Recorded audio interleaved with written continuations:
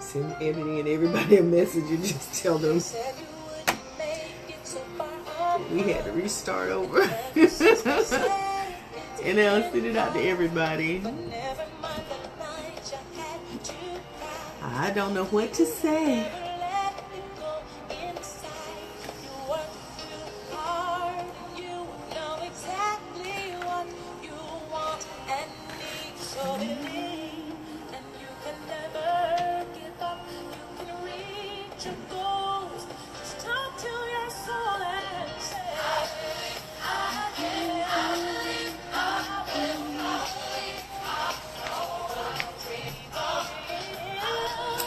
My sister, how are you?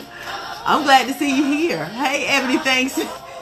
Man, you know, we had to input this information in twice. We had to put it in twice. And then the screen went black. So I don't even know if it's Spectrum, if it's the phone, if it's what. But it's aggravating. So I'll make up that time. Liz, how are you doing? How did that? Just give me a thumbs up if everything's good. I decided to go back and grab a song called "I Believe" by Honey.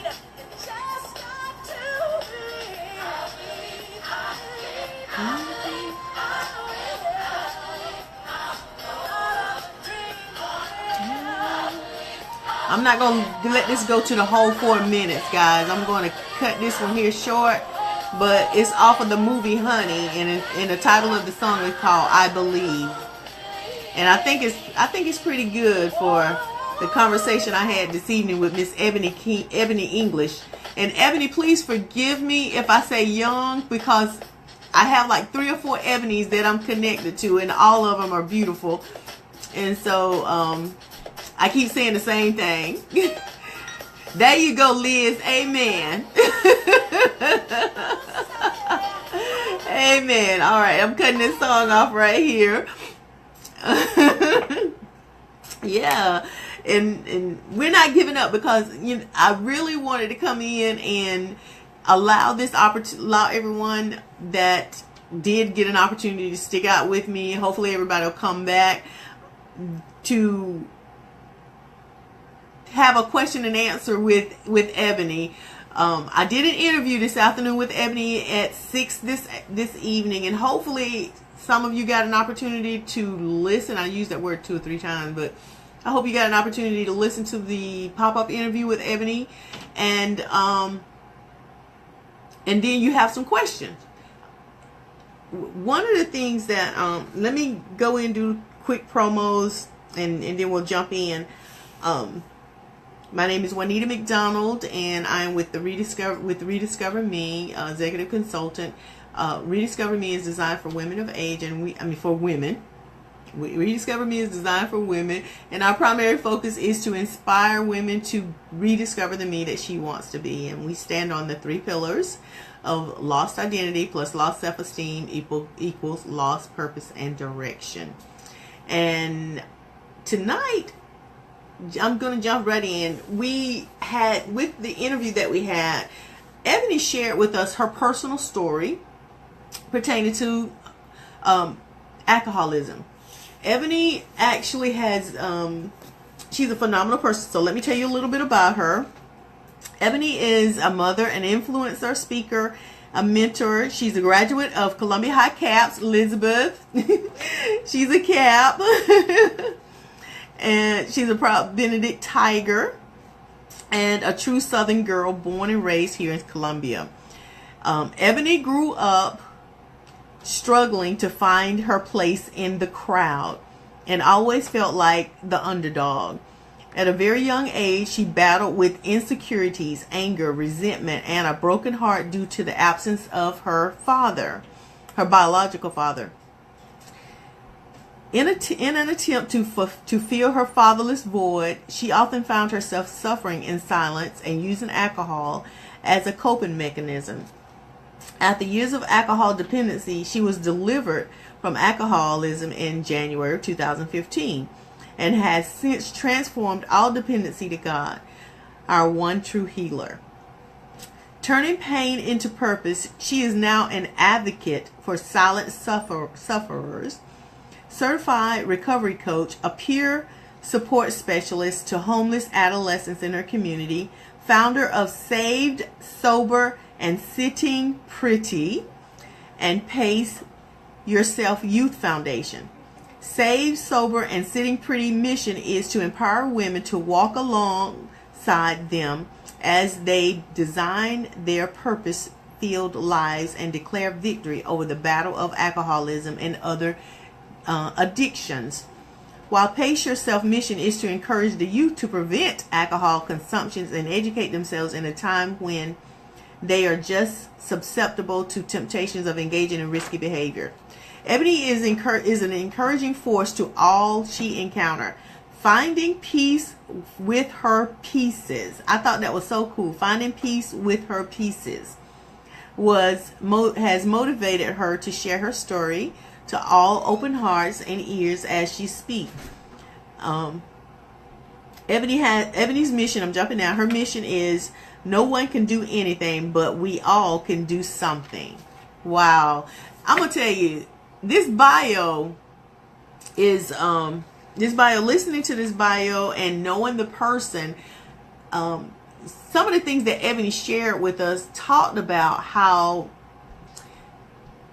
she had that big void, that big emptiness, and her means of, I guess you can say, dealing with, coping with, enduring the pain was to engage in alcohol or risky behavior.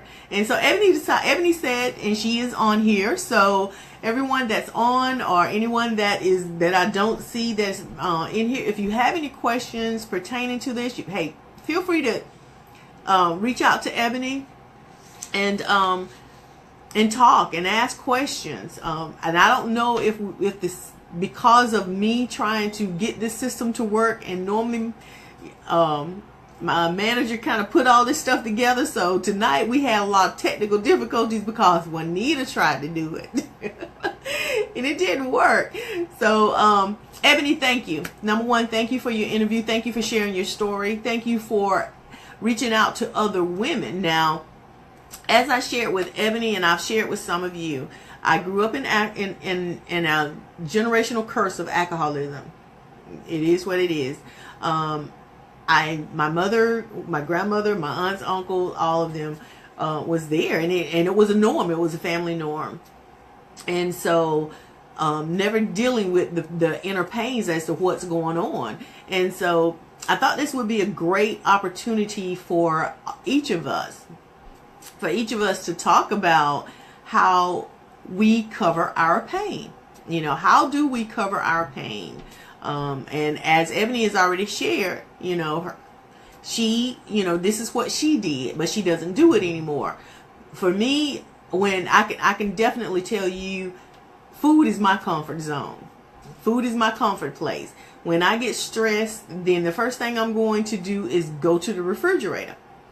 And I think the biggest, if there's chocolate, if there's junk food, I'm going to probably jump on it. But what I try to do, if I'm not really stressed, I'll go to the fruit first. But food has always and will always be my comfort. And so I did not, I guess you can say, because of what I seen, and I didn't actually could turn to alcohol.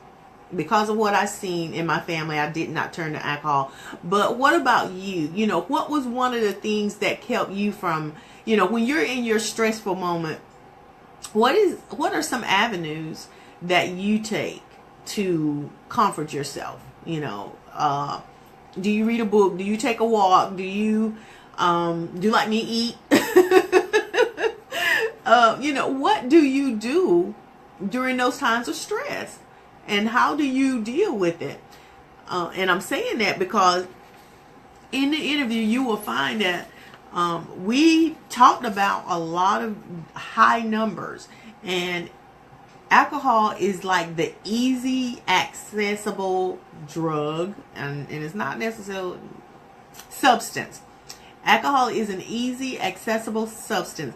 And Ebony pointed out how she had passed by 6 locations that you could just stop and grab something to drink. And I think from somebody like me who I never paid that no attention. I didn't even pay attention how many did I pass just getting from Harbison to the library. So and so it's just one of those things you don't ever pay attention until, like, I guess we see police there or something crazy is going on, then we happen to take a look at it. But that's one of the things that really stood out, for me, and as we were talking. And and in the numbers that we talked about, I pointed out how, let me break down, 15.1 million adults 18 and older have alcohol use disorder. 15.1 million has alcohol use disorder. So that means that the bulk of people, so we're looking at 9.8 million are men and 5.3 are women. And those numbers are not good. And that's national now. Those are national numbers. I did try to look for just the numbers on women. They do have them on children, but I didn't find them itemized just for the women for South Carolina. I was looking specifically for South Carolina because I wanted to see what that does. And as I have always shared with everyone in the community, when we as women become overloaded, bombarded with stress, just torn down, we look for a covering. Would you agree? Do you agree that we look for some form of covering? And it's like, how can I make myself feel better? How can I make myself feel happy, or our form of happy? Or how can I get over this situation? Or how can I cover all of this stuff up? And so in the midst of going through all of that, then the first thing you do is you look for an avenue. And some people may turn to sex. Some may turn to, doing something reckless, like, maybe jumping in a car and driving off or something such as that. So no matter what it is, things like that just happen. Liz said, I go shopping or out looking at new houses by myself to diffuse any stress I may be dealing with. I too saw adults around me drinking when I was younger, and because of that, I decided that I would not be a part of my adulthood. Yeah. Liz, if you tell me something, if you're like me, and you've heard me share this, the one thing that I've said, I just kept telling my mom, I won't be like you. I won't be like you. And not saying that you were on that level, but it was something inside of me just didn't want to be, like that generation, curse that I kept seeing, and every woman was growing up being or doing those things. I didn't have that taste, I guess you can say. And you're gonna laugh, ladies. Y'all can pick at me. You can talk about me. But the thing that I noticed that I was doing, I didn't drink beer because I thought beer looked like pee. And I just wouldn't drink it. And I didn't, and I tried to drink, stronger alcohol, but it's strong. And it would burn my throat. And I'm like, wow, you drink this and it's burning your throat? And so somewhere in my mind, I was thinking, okay, if it's burning your throat, what is it doing to the inside? So Ebony, share with non-drinkers, the 2 non-drinkers that are on here, share with us, how that, well, I guess you could say just educate us on how we think and the rationalities. Do you think about that form of it, that form of the alcoholism. I know this is much more deeper now. Don't get me wrong. I know it's much more deeper. I'm just, to a certain degree, being humorous, and to another degree, you know, curious as to why. I was just curious as to why I could not, you know, why I was having those issues, you know, why I couldn't engage in alcohol. So, you know, that might just be me. I don't know about Liz, but that might just be me. I know, I believe Mika and, you know, my girls, they drink, but they drink more socially. Am I right, ladies? You know, I know they drink more socially, and all, but to me, I was always concerned. Ebony said, most people don't drink for the taste. They drink for the feeling, the numbing component of it all. Oh, okay. The ones around me were not alcoholics, but I could see the difference in their behavior when, okay, Liz, thank you so much, Liz. Yeah, well, my family was just, it was like they turned into people that were not nice. And so, I just never wanted to drink because I thought that that's how I was going to act. And I really didn't want to be like that. So, but going back to, I want to go back and point out something that Ebony talked about, and I can relate, you know, but everybody else may not. But, you know, when she was talking about the emptiness of not having her dad, one of the things that I shared with her is that you have to be affirmed. And we talked about this in several of our sessions about how that affirmation, having that affirmation, and it's something about that dad, his role in affirming to a young girl, affirming to his son, you know, who they are, what they stand for, how to accept love. And when you don't have that, you look for it, right? You know, you really look for it. And even if you think you have it, if it wasn't to the standard that your dad gave you or didn't give you, you're still on a search, you know. So how do you guys view that? Do you view that from the same perspective, or is that something different?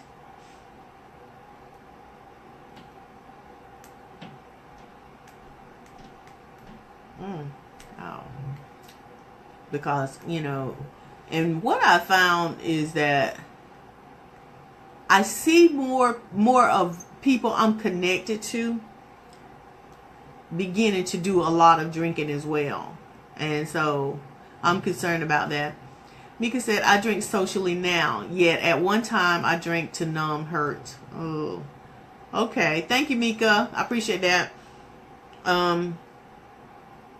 So you, Mika, you and Ebony will probably have to lead me and Liz down this path as far as with the drinking to numb the pain, because I'm a little green in that area, and I don't mind saying I'm green. But what I would say is, you know, what I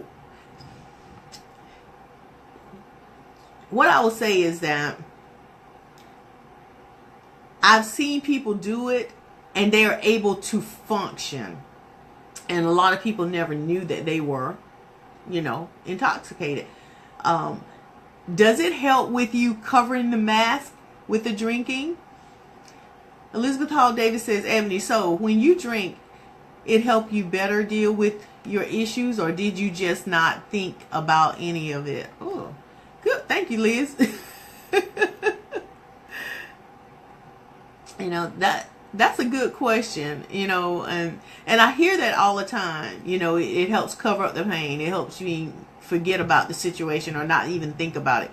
Or does it just make you don't care? I don't know.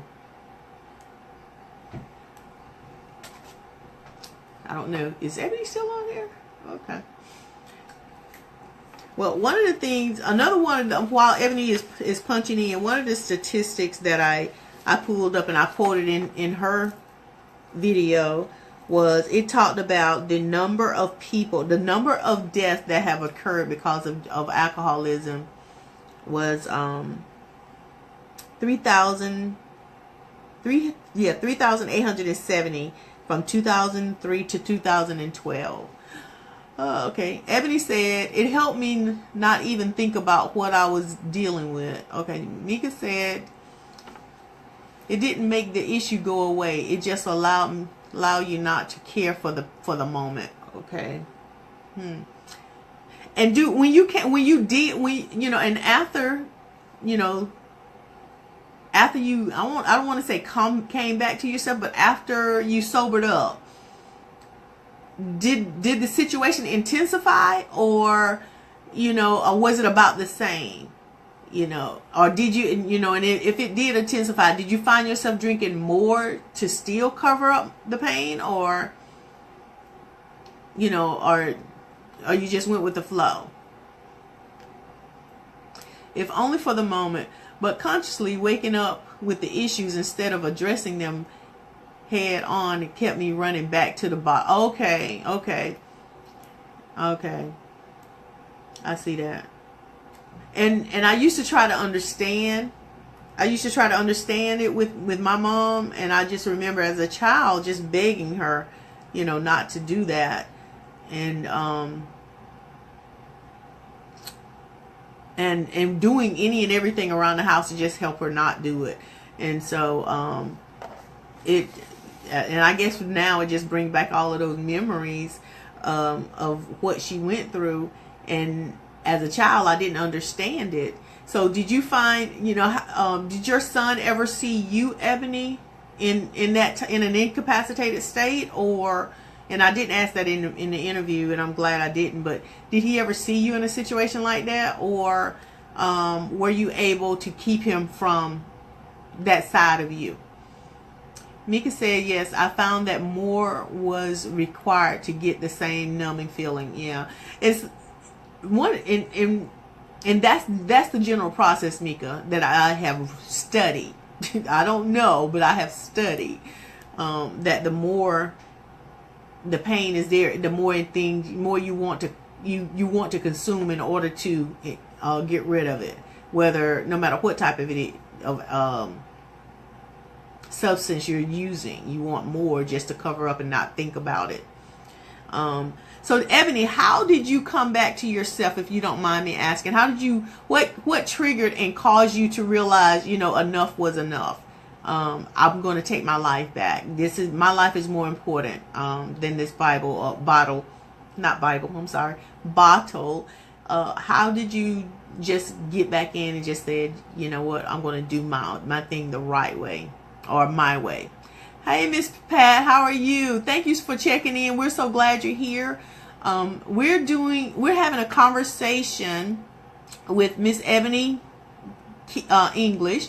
Ebony, I did an interview with her this afternoon. It was a pop-up interview, and it was pertaining to alcoholism. And so Ebony has a book that is coming out, and she's talking about the emptiness that she felt because of her biological father was not in her life, and how she covered it up with alcohol, and she became an alcoholic. And so for the past 3 years now, she has been alcohol free. And so she has taken on the mantle of being an advocate for alcoholism, and she's talking with young kids, and she has a nonprofit organization. So Ebony is on here with us, and she is answering questions, and she's sharing with us. And so right now, Ebony just stated, yes, that was actually my turning point, when he witnessed a hangover and thought that I was sick, and sick was the moment I realized that I needed to make a change. Okay. I didn't want me drinking to down my pain to be his. Oh wow, great. Hey, I commend you, Ebony. That is great. I remember my mom, like I say, I remember her struggling, and I remember her our personal little conversation, I'm not going to do it. I'm going to try not to do this. I'm going to try not to do that. So it was like she was in a child mode or something. And so that wasn't always. Now, even though I'm saying she wasn't like that always, but you know, when she whatever triggered her, then thank you, Miss Pat, for encouraging Ebony. She is a phenomenal young woman, you know, and she's doing her thing, and we're very proud of her. And you know, but you know, seeing, you know, I'm glad that everything turned out real well for you, and I'm gonna say it that way, because some people, it doesn't turn out well, and it gets worse and worse, and they really totally lose their whole identity. They lose everything, you know. They lose the family, they lose relationships, they lose material, you know, living. So it's something that takes hold, and it holds on, and it holds tightly. So so Ebony, did you have support from family members as you went back on this journey to break that addiction? Did you have that family support, or was it something you had to do on your own? And if any of you have any, because we're going to transition pretty soon and talk about ways that we can actually help if you have any form of trigger points. You know, I haven't researched it because I'm preparing for my workshop in Alabama, but you know, but Ebony, I'm curious about that. Ebony said, I believe that what doesn't heal is what we pass to our children. Okay. I started on my journey for my son, but stayed the course. The more I found myself, I literally trained my subconscious mind to believe in sobriety, just as I trained to believe that I need alcohol to function. I never realized how powerful the mind. Wow, that Ebony, well, that, let me change the fingers. That Ebony is intense. It is, because that goes back to what I was explaining to you about the mental allegory, and how strong it is. And that's how we hold, you know, we hold on to things because it keeps playing over and over and over in our mind. And no matter how you try to, you know, get away from it, you can't get away from the mind. You cannot leave that mind. Elizabeth Hall said, that's one of the best reasons, Ebony. Our children see everything we do, whether they say something or not. Life is about making memories, and we should try to leave our children with as many good memories as possible. Good ones as possible. Exactly, it is. Thank you so much for that. Great nugget of wisdom. Yeah, Miss Pat, think about, I mean, when we think about it, wow, you know, I'm Ebony said my family literally doesn't speak of my sobriety at all. Oh. I'm sorry, Ebony, that just caused another question. I'm surprised at that. You know, did they notice a difference? Did they notice, and I'm saying this because my grandmother, and the only way I can say this, my grandmother looked white. She was extremely light, and when I couldn't ever tell when she was intoxicated. I couldn't tell. And it took, I think I was like maybe in my 30s before I began to understand or know when she was intoxicated. And I had to learn how to read the color of her skin, her cheeks. They would turn red. There's certain, you know, but because she was looking almost white, it was hard for me I couldn't say, you know, and she didn't act. You know, she walked, she cooked, she cleaned, you know, she was always busy. So she didn't do anything outside of the norm. So therefore, I could never tell if she was intoxicated or not. But it you know, like I said, was the eyes. So I'm asking you, did your family notice, you know, did they know the difference when you were intoxicated and when you were sober? And is that the reason why, you know, there's no speaking? Or is it just let sleeping dogs lie? Hopefully I'm saying that in a nice way and not being offensive. I apologize if I am.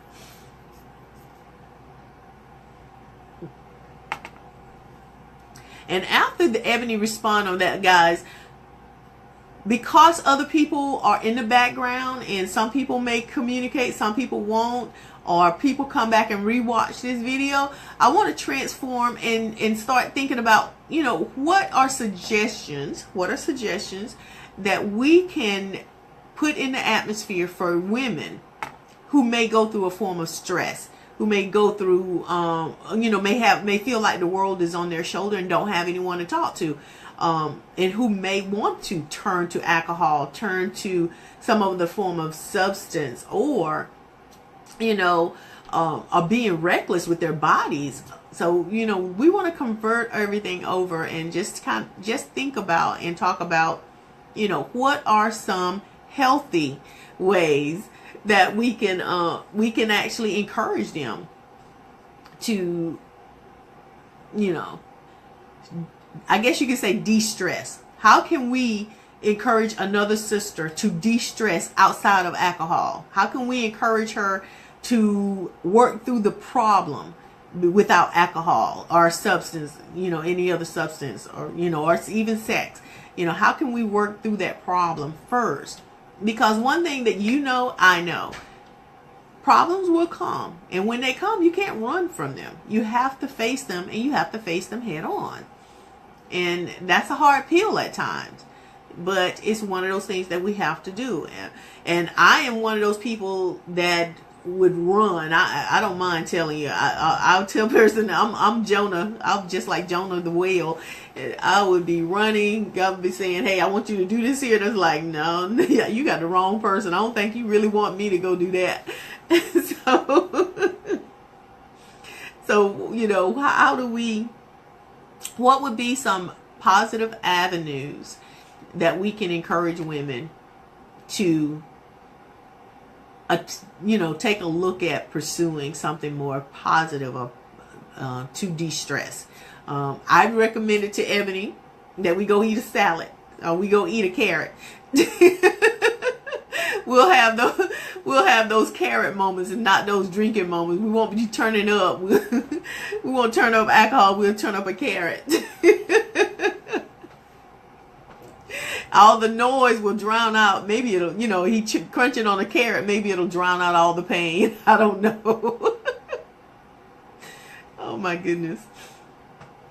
I can feel my sinus trying to kick in. Yep. So is this here?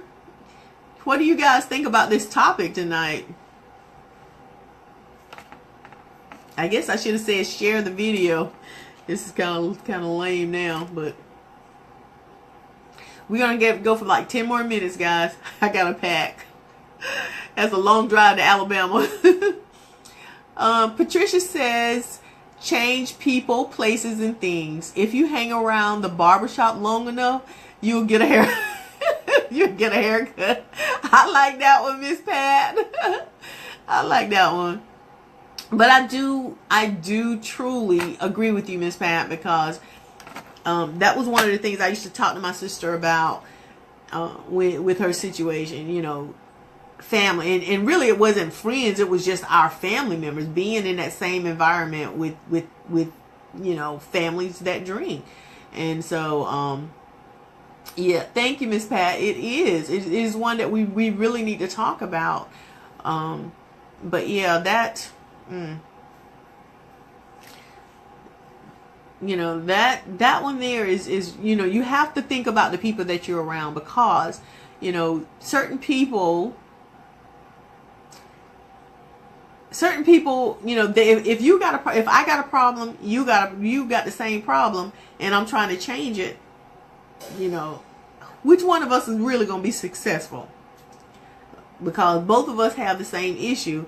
And one of, you know, and I've always heard my mother say, you know, drunks don't like to drink alone. Hey, Barbara, I see your, we are talking.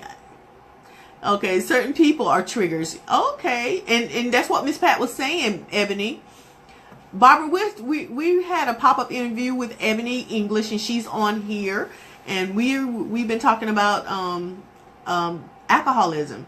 And so Ebony had a had encountered that through the loss of her father. And so now we are transitioning over to looking for healthy ways to deal with stress instead of turning to alcohol. Elizabeth Hall says, we have to surely learn to control our minds and not let our minds control us. Don't do anything that will be detrimental to yourself. Turn that stress into happy energy. And it can definitely, you definitely have to think about your energy at all costs. And you will be amazed at how fast somebody can come around you and drain your energy. It's sort of like a diffusing bulb mechanism that, it's like sucking the life completely out of you. And so you have to find a way, to overcome that. So thank you, Liz. I appreciate that. That was really, really insightful. Now, I think, one of the things that I would recommend. What would I recommend? Shamika, what would you recommend? One of the things I think I would recommend outside of the carrot, have a good mentor. I would say a mentor, and hopefully you'll think about the Rediscover Me community. Just having a place that you can go and have a healthy conversation, a safe conversation. A mentor, somebody that you can talk to. And now, hey, God, mentors does not mean that you have to wait until you have a problem and you need to talk to someone. A mentor is any time of your life. As a matter of fact, I think just starting out in life is great to have a mentor, somebody that you can toss, suggestions off of, somebody that can be that extra eye and that's watching you and will objectively advise you without, tearing you down, breaking you up. They see something going on and they're going to talk to you, and that they're going to talk to you with love, and they're going to talk with you with respect, and they have your end goal in mind. So I definitely would say a mentor, and these ladies within this community here now are very strong women, and I'm very proud to say that they, I'm thankful they're here, and I'm thankful for what they do. So, all right, 9:51, guys, I'm going to get ready to cut it off. And I hate that I have to cut it off, and I'm sorry that we had so many problems starting out. As you know, I have a workshop in Alabama, and Barbara, yes, I did see that, and I see that with TT. So, I'll be there tomorrow. If it's the Lord's will, I'll be there tomorrow morning about 9. And so we'll hook up, and I'll take care of everything with your ticket, okay? And I'm gonna find out what's going on with that. But trying to make certain I'm not missing anything. But you guys are great. These were great discussions. I'm gonna ask everybody, because Ebony pointed out some things that I took for, sometimes we take things for granted. You know what I'm saying? Thank you, Liz. Sometimes we take things for granted, but I'm going to ask each of you, hold an extra, be a little bit more intent around your sisters. Okay? Be a little bit more intent around our sister, not your sisters, our sisters. Watch their body language. Watch, their, everything about them, and be a little bit more intentional to pain and hurt that they may be going through. Okay? Be a little bit more intentional. And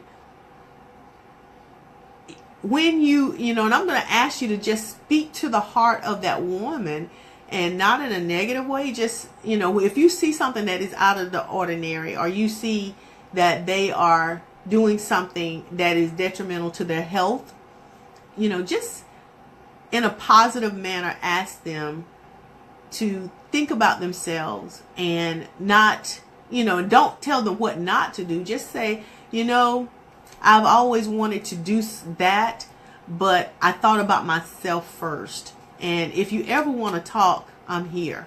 And if they say yes, please be that listening ear, not listening to tell them what to do, not listening to break them down even greater because they're already beating themselves up, but just listening with the heart of love and advising, and just asking them to, asking them in an encouraging manner.